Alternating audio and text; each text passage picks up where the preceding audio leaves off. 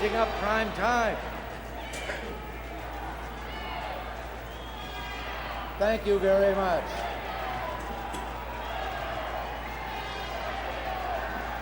Thank you very much.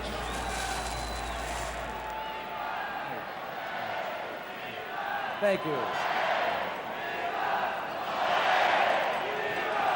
We're singing our song.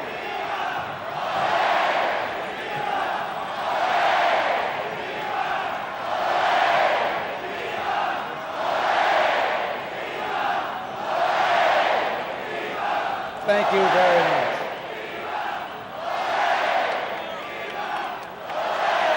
Thank you.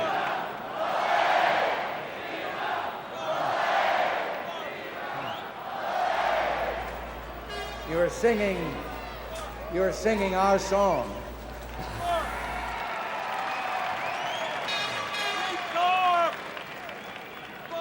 Well, the first thrill tonight was to find myself for the first time in a long time in a movie on prime time.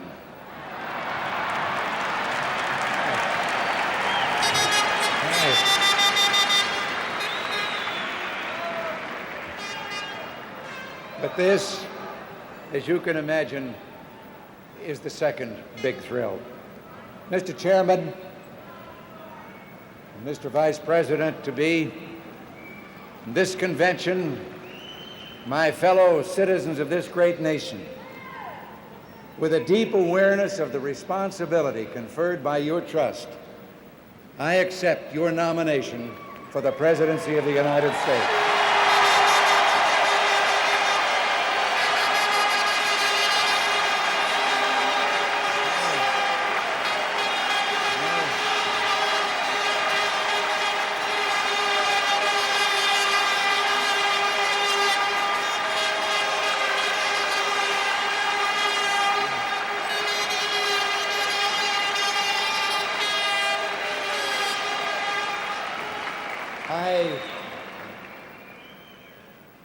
I do so with deep gratitude, and I think also I might interject on behalf of all of us our thanks to Detroit and the people of Michigan and of this city for the warm hospitality that we've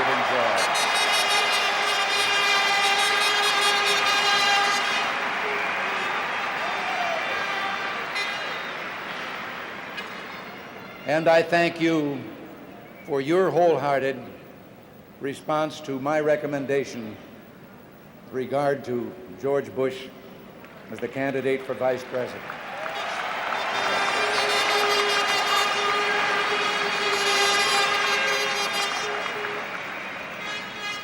I'm very proud of our party tonight. This convention has shown to all America a party united with positive programs for solving the nation's problems. A party ready to build a new consensus with all those across the land who share a community of values embodied in these words: family, work, neighborhood, peace, and freedom.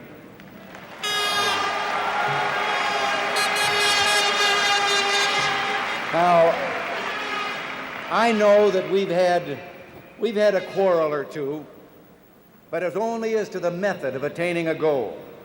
There was no argument here about the goal. As president, I will establish a liaison with the 50 governors to encourage them to eliminate, wherever it exists, discrimination against women. I will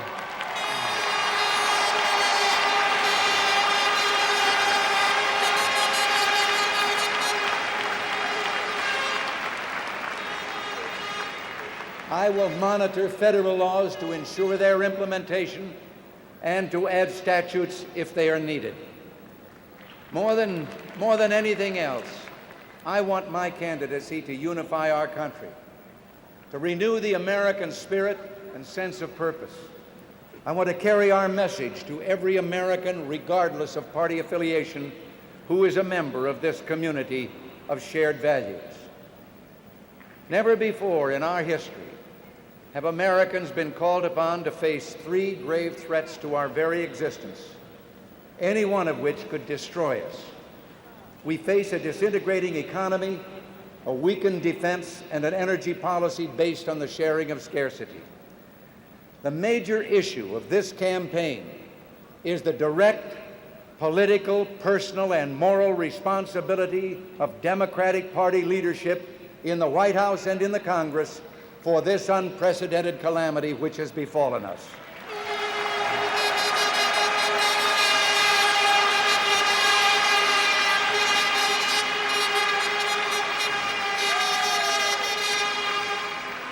They tell us they've done the most that could humanly be done.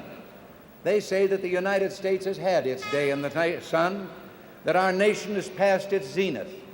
They expect you to tell your children that the American people no longer have the will to cope with their problems, that the future will be one of sacrifice and few opportunities. My fellow citizens, I utterly reject that view.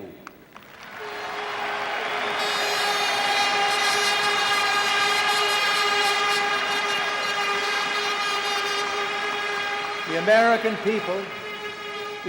people, the most generous on earth, who created the highest standard of living, are not going to accept the notion that we can only make a better world for others by moving backward ourselves.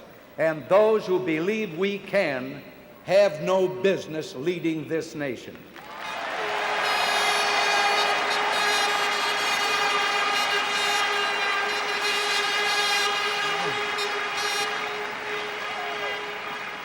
I will not stand by and watch this great country destroy itself under mediocre leadership that drifts from one crisis to the next, eroding our national will and purpose. We have come together here because the American people deserve better from those to whom they entrust our nation's highest offices. And we stand united. We stand united in our resolve to do something about it. We need a rebirth of the American tradition of leadership at every level of government and in private life as well. The United States of America is unique in world history because it has a genius for leaders, many leaders on many levels. But back in 1976, Mr. Carter said, "Trust me."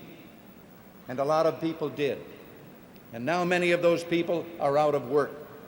Many have seen their savings eaten away by inflation.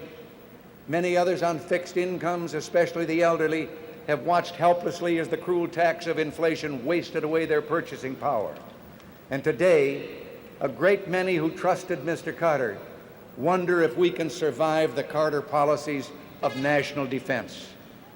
Trust Me government asks that we concentrate our hopes and dreams on one man, that we trust him to do what's best for us.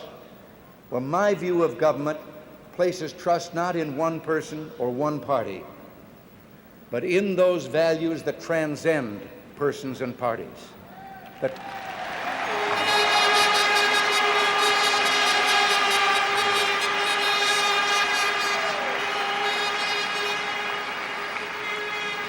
trust is where it belongs, in the people. The responsibility to live up to that trust is where it belongs, in their elected leaders. That kind of relationship between the people and their elected leaders is a special kind of compact. 360 years ago in 1620, a group of families dared to cross a mighty ocean to build a future for themselves in a new world. When they arrived at Plymouth, Massachusetts, they formed what they called a compact, an agreement among themselves to build a community and abide by its laws. This single act, the voluntary binding together of free people to live under the law, set the pattern for what was to come. A century and a half later, the descendants of those people pledged their lives, their fortunes, and their sacred honor to found this nation. Some forfeited their fortunes and their lives. None sacrificed honor.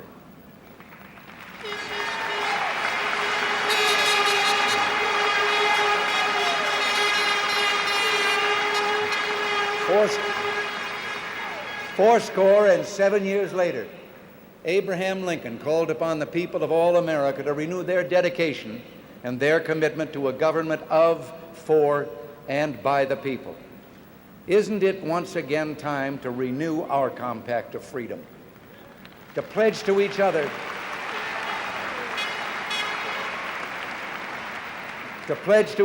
all that is best in our lives, all that gives meaning to them for the sake of this, our beloved and blessed land. Together, let us make this a new beginning. Let us make a commitment to care for the needy, to teach our children the virtues handed down to us by our families, to have the courage to defend those values and virtues and the willingness to sacrifice for them. Let us pledge to restore in our time the American spirit of voluntary service, of cooperation, of private and community initiative, a spirit that flows like a deep and mighty river through the history of our nation. As your nominee, I pledge to you to restore to the federal government the capacity to do the people's work without dominating their lives. I pledge to you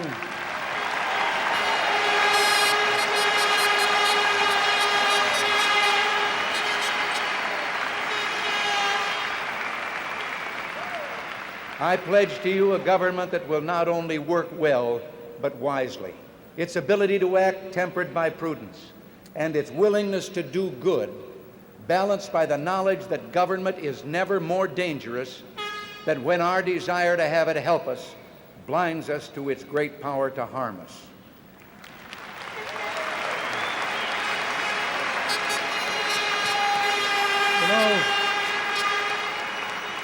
You know, the first Republican president once said, "While the people retain their virtue and their vigilance, no administration by any extreme of wickedness or folly can seriously injure the government in the short space of 4 years." If Mr. Lincoln could see what's happened in the last 3.5 years, he might hedge a little on that statement.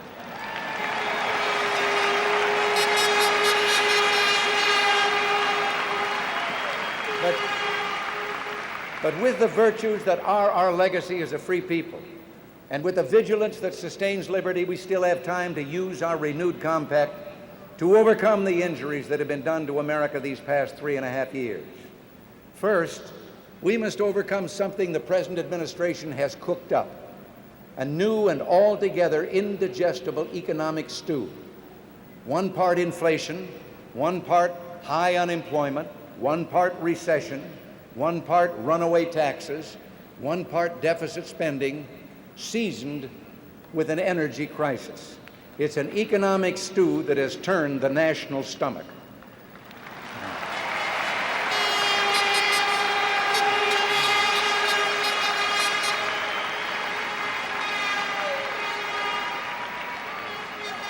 Ours are not problems of abstract economic theory. These are problems of flesh and blood, problems that cause pain and destroy the moral fiber of real people who should not suffer the further indignity of being told by the government that it is all somehow their fault. We do not have inflation because, as Mr. Carter says, we've lived too well.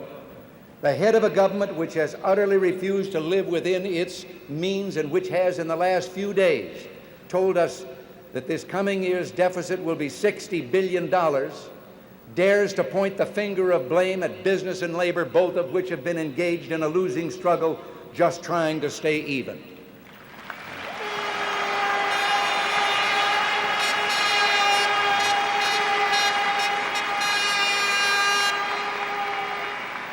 High taxes, we are told, are somehow good for us, as if when government spends our money it isn't inflationary, but when we spend it, it is.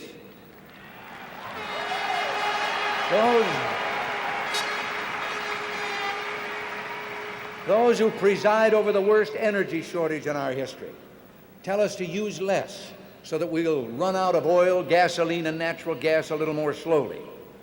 Well, now, conservation is desirable, of course, but we mustn't waste energy. But conservation is not the sole answer to our energy needs. America must get to work producing more energy.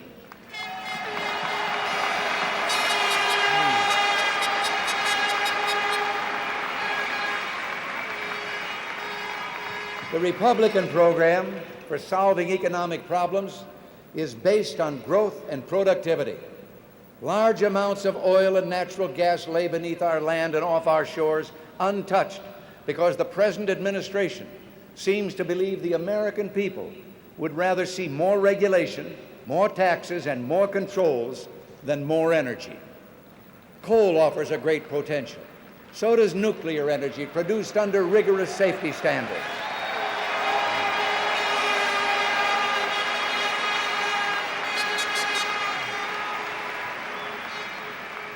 It could supply electricity for thousands of industry and millions of jobs and homes. It must not be thwarted by a tiny minority opposed to economic growth, which often finds friendly ears in regulatory agencies for its obstructionist campaigns.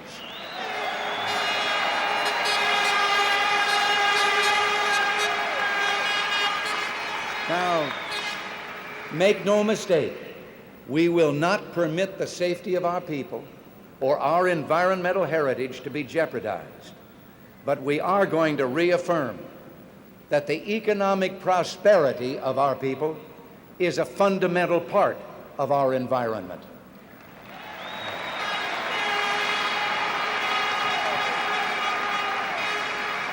Our problems are both acute and chronic. Yet all we hear from those in positions of leadership are the same tired proposals for more government tinkering, more meddling, and more control, all of which led us to this sorry state in the first place. Can anyone look at the record of this administration and say, well done? Can anyone compare the state of our economy when the Carter administration took office with where we are today and say, keep up the good work? Can anyone look at our reduced standing in the world today and say, let's have 4 more years of this? I believe the American people are going to answer these questions as you've answered them in the first week in November, and their answer will be, no, we've had enough.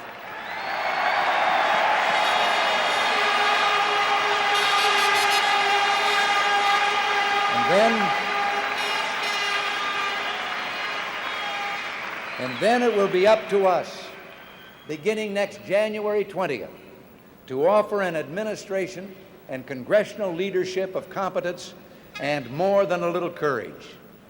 We must have the clarity of vision to see the difference between what is essential and what is merely desirable, and then the courage to bring our government back under control. It is essential. It is essential that we maintain both the forward momentum of economic growth and the strength of the safety net between those in our society who need help. We also believe it is essential that the integrity of all aspects of Social Security be preserved.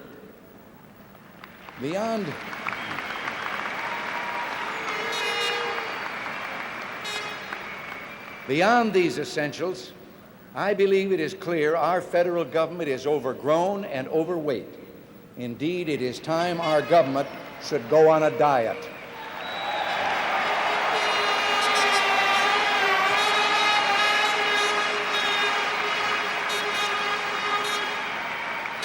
Therefore, my first act as chief executive will be to impose an immediate and thorough freeze on federal hiring.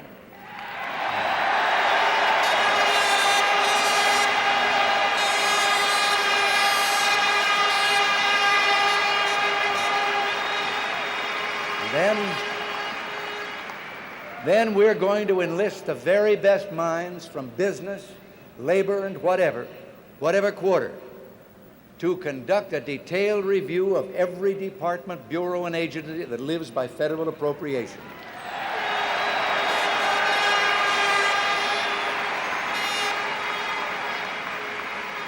And we're going to enlist the help and ideas of many dedicated and hard-working government employees at all levels who want a more efficient government just as much as the rest of us do.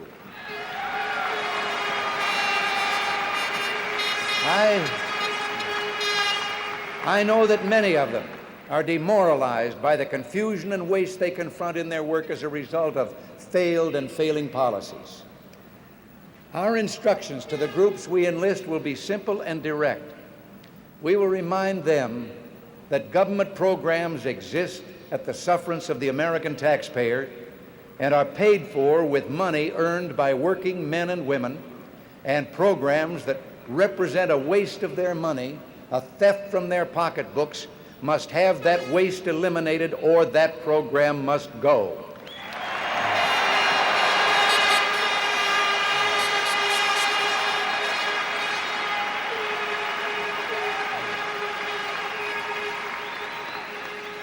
It must go by executive order where possible, by congressional action where necessary.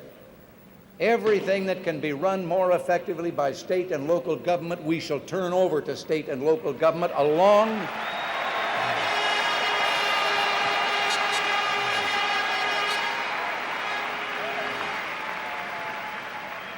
with the funding sources to pay for it. We're going to put an end to the money merry-go-round where our money becomes Washington's money to be spent by states and cities exactly the way the federal bureaucrats tell us it has to be spent.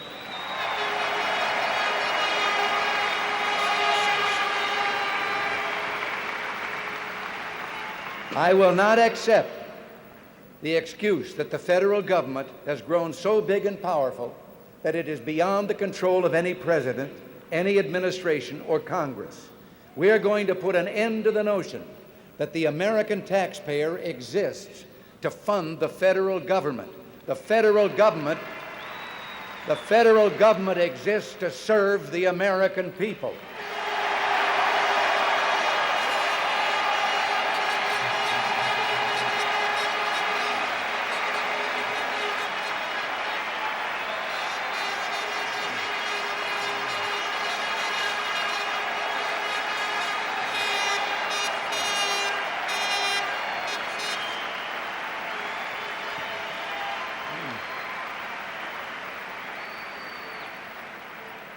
On January 20th, we are going to reestablish that truth.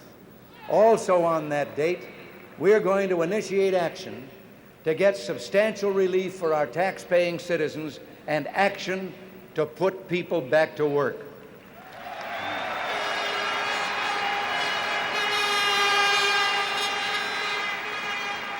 None of this will be based on any new form of monetary tinkering or fiscal sleight of hand. We will simply apply to government the common sense that we all use in our daily lives.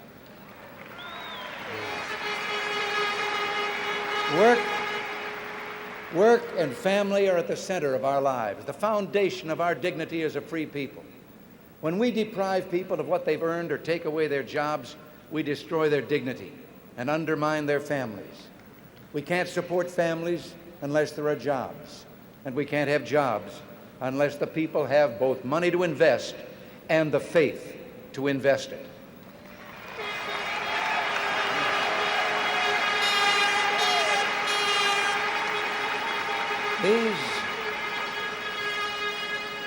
These are concepts that stem from an economic system that for more than 200 years has helped us master a continent, create a previously undreamed of prosperity for our people, and has fed millions of others around the globe. And that system will continue to serve us in the future if our government will stop ignoring the basic values on which it was built and stop betraying the trust and goodwill of the American workers who keep it going.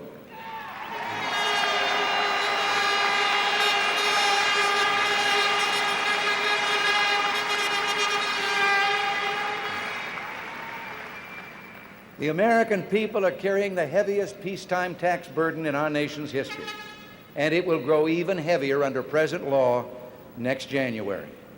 We're taxing ourselves into economic exhaustion and stagnation, crushing our ability and incentive to save, invest, and produce.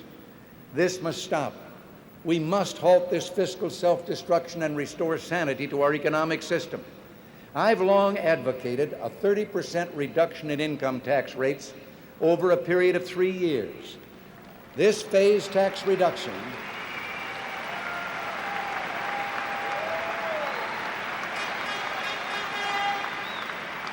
This phased tax reduction would begin with a 10% down payment tax cut in 1981, which the Republicans in Congress and I have already proposed.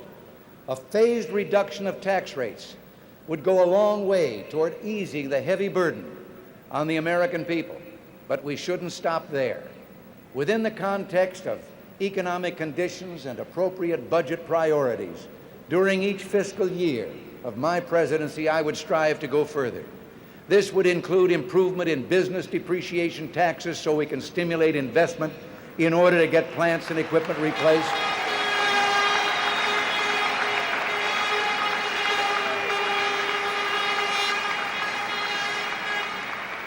Put more Americans back to work and put our nation back on the road to being competitive in world commerce. We will also work to reduce the cost of government as a percentage of our gross national product.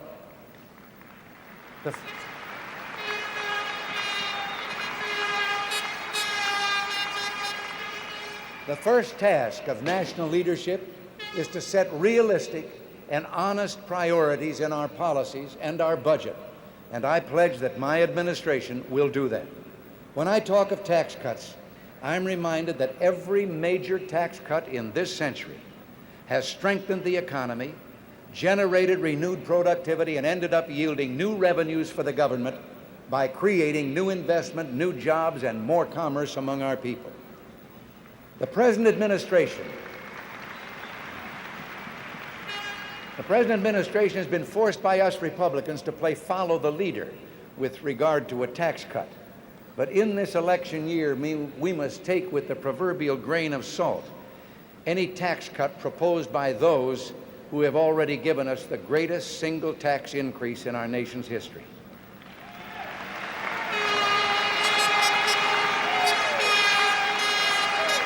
When those in leadership give us tax increases and tell us we must also do with less, have they thought about those who've always had less, especially the minorities? This is like telling them that just as they step on that first rung of the ladder of opportunity, the ladder is being pulled out from under them. That may be the Democratic leadership's message to the minorities, but it won't be our message.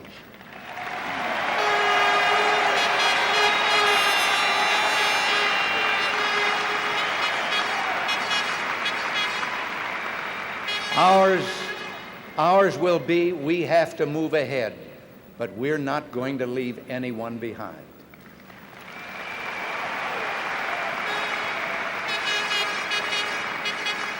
Thanks to the economic policies of the Democratic Party, millions of Americans find themselves out of work. Millions more have never even had a fair chance to learn new skills, hold a decent job, or secure for themselves and their families a share in the prosperity of this nation.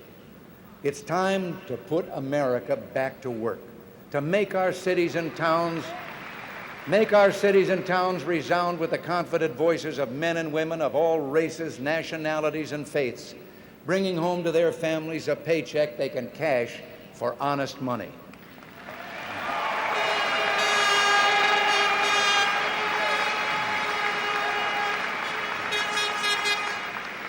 For those without skills, we'll find a way to help them get new skills. For those without job opportunities, we'll stimulate new opportunities, particularly in the inner cities where they live. For those who've abandoned hope, we'll restore hope and we'll welcome them into a great national crusade to make America great again.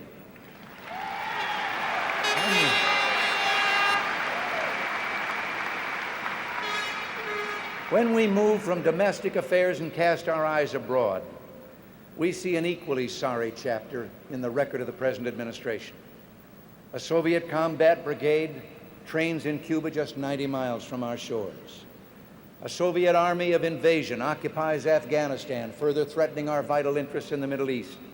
America's defense strength is at its lowest ebb in a generation, while the Soviet Union is vastly outspending us in both strategic and conventional arms. Our European allies, looking nervously at the growing menace from the East, turn to us for leadership and fail to find it. And incredibly, more than 50, as you've been told from this platform so eloquently already, More than 50 of our fellow Americans have been held captive for over 8 months by a dictatorial foreign power that holds us up to ridicule before the world. Adversaries large and small test our will and seek to confound our resolve. But we are given weakness when we need strength, vacillation when the times demand firmness. The Carter administration lives in a world of make-believe, every day drawing up a response to that day's troubles, regardless of what happened yesterday and what will happen tomorrow. But you and I live in a real world where disasters are overtaking our nation without any real response from Washington. This is make-believe, self-deceit, and above all, transparent hypocrisy. For example,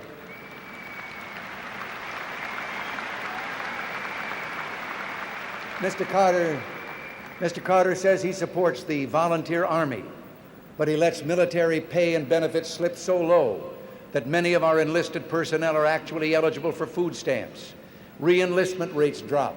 And just recently, after he fought all week against a proposed pay increase for our men and women in the military, he then helicoptered out to the carrier, the USS Nimitz, which was returning from long months of duty in the Indian Ocean, and told the crew of that ship that he advocated better pay for them and their comrades.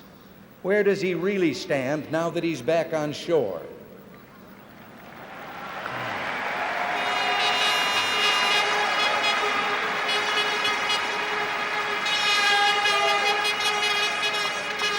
Well, I'll tell you where I stand. I do not favor a peacetime draft or registration, but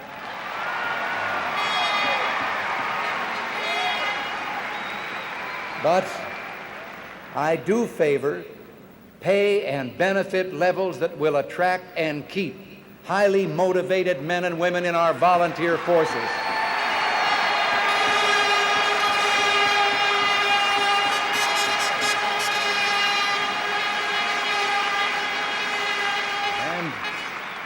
And back them up with an active reserve, trained and ready for instant call in case of emergency. You know, there may be a sailor at the helm of the ship of state, but the ship has no rudder.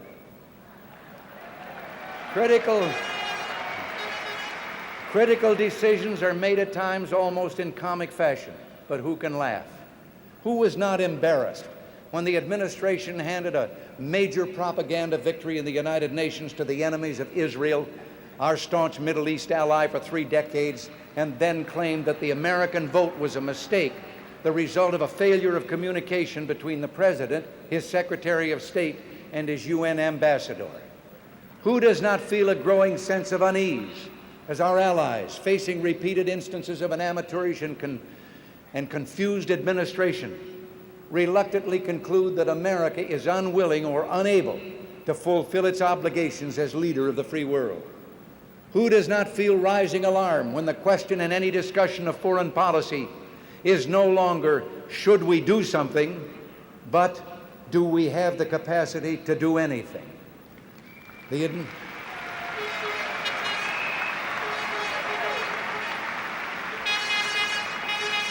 The administration which has brought us to this state is seeking your endorsement for 4 more years of weakness, indecision, mediocrity, and incompetence.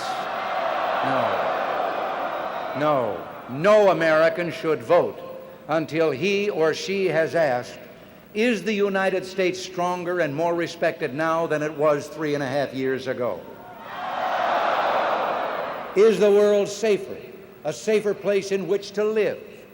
It is the responsibility of the President of the United States in working for peace to ensure that the safety of our people cannot successfully be threatened by a hostile foreign power. As President, fulfilling that responsibility will be my #1 priority.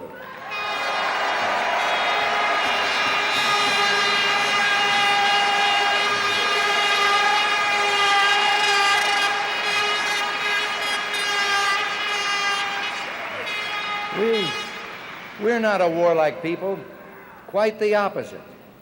We always seek to live in peace. We resort to force infrequently and with great reluctance and only after we've determined that it's absolutely necessary. We are awed, and rightly so, by the forces of destruction at loose in the world in this nuclear era. But neither can we be naive or foolish. 4 times in my lifetime, America has gone to war, bleeding the lives of its young men into the sands of island beachheads, the fields of Europe, and the jungles and rice paddies of Asia. We know only too well that war comes not when the forces of freedom are strong. It is when they are weak that tyrants are tempted. We simply cannot learn these lessons the hard way again without risking our destruction.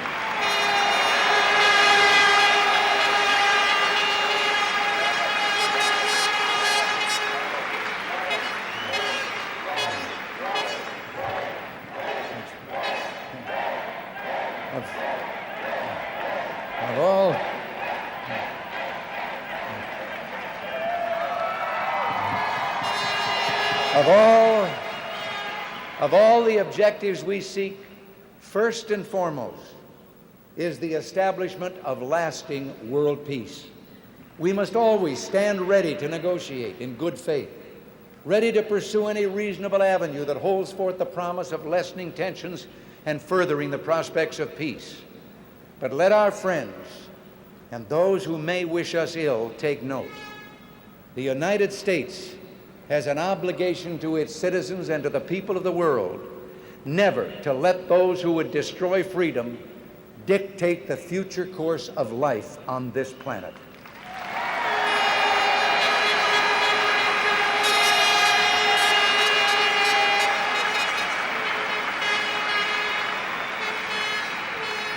I would regard my election as proof that we have renewed our resolve to preserve world peace and freedom, that this nation will once again be strong enough to do that. Now, this evening marks the last step, save one, of a campaign that has taken Nancy and me from one end of this great nation to the other over many months and thousands of miles. There are those who question the way we choose a president, who say that our process imposes difficult and exhausting burdens on those who seek the office. I have not found it so.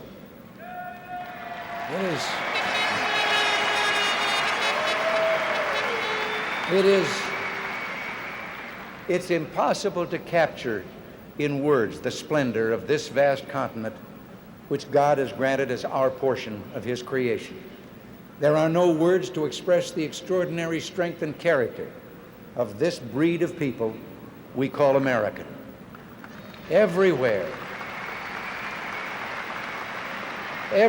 we've met thousands of Democrats, independents, and Republicans from all economic conditions, all walks of life, bound together in that community of shared values of family, work, neighborhood, peace, and freedom.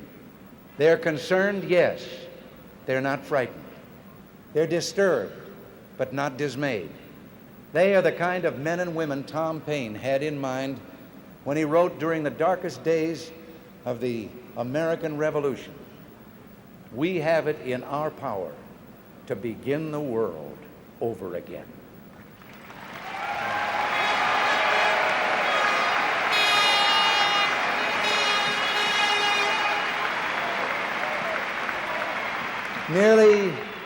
Nearly 150 years after Tom Paine wrote those words, an American president told the generation of the Great Depression that it had a rendezvous with destiny.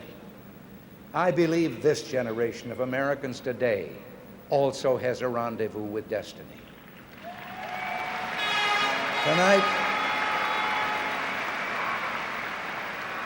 Tonight, let us dedicate ourselves to renewing the American compact.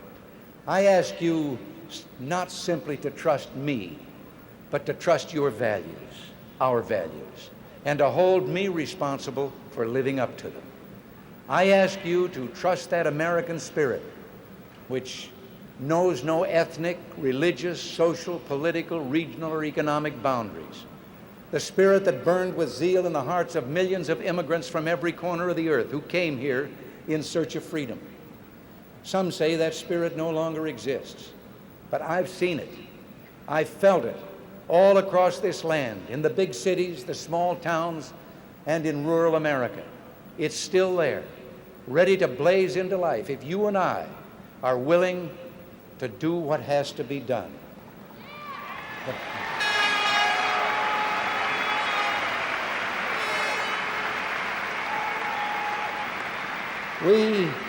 We have to do the practical things, the down-to-earth things such as creating policies that will stimulate our economy, increase productivity, and put America back to work. The time is now to limit federal spending, to insist on a stable monetary reform, and to free ourselves from imported oil. The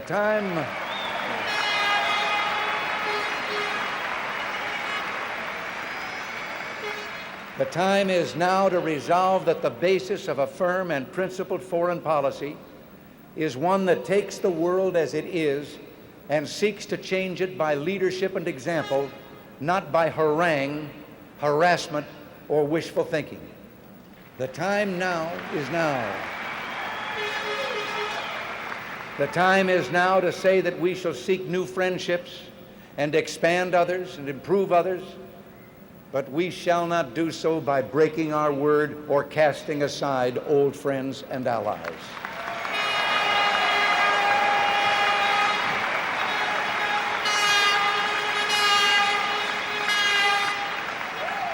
And the time is now to redeem promises once made to the American people by another candidate in another time and another place.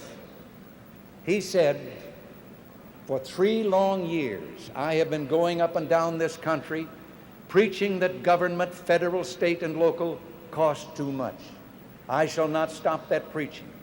As an immediate program of action, we must abolish useless offices. We must eliminate unnecessary functions of government. We must consolidate subdivisions of government and, like the private citizen, give up luxuries which we can no longer afford."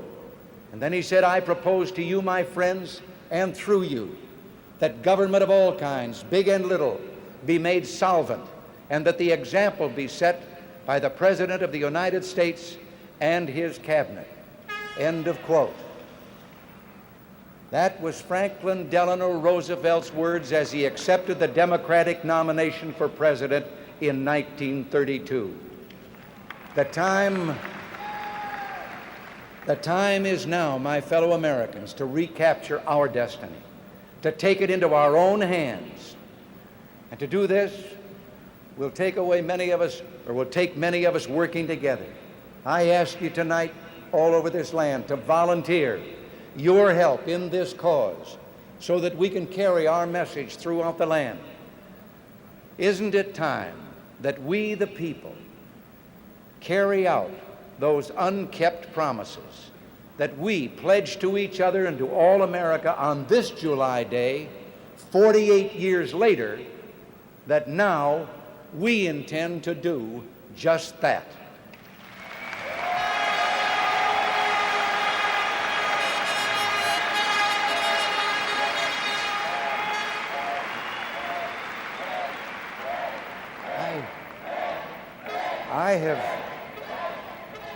I have thought of something that's not a part of my speech and worried over whether I should do it. Can we doubt that only a divine providence placed this land, this island of freedom, here as a refuge for all those people in the world who yearn to breathe free? Jews and Christians enduring persecution behind the Iron Curtain, the boat people of Southeast Asia, of Cuba, and of Haiti, the victims of drought and famine in Africa, the freedom fighters in Afghanistan, and our own countrymen held in savage captivity. I'll confess that I've been a little afraid to suggest what I'm going to suggest. I'm more afraid not to. Can we begin our crusade, join together in a moment of silent prayer.